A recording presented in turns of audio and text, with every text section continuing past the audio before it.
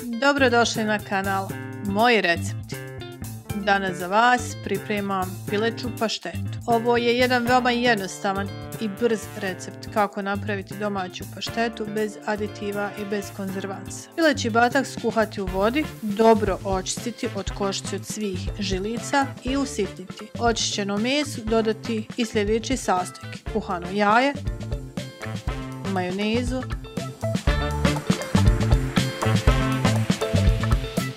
senf,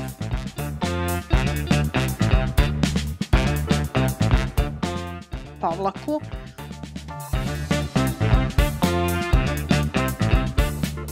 bijeli luk,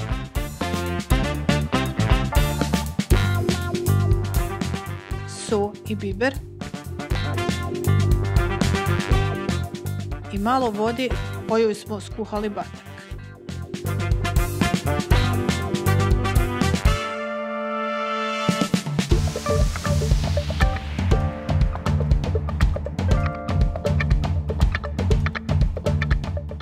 Vodu dodavati po potrebi dok se ne postigne odgovarajuća gustina.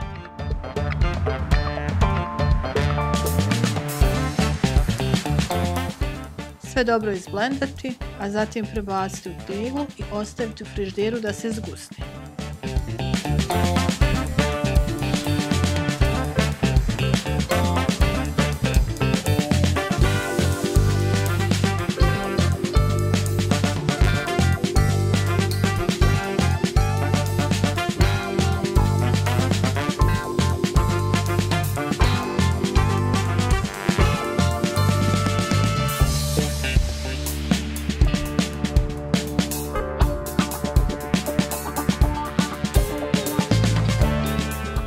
U opisu videa imate originalni recept za veću količinu paštete, odnosno za više osoba. Pašteta može stajati bez problema nekoliko dana u frižideru.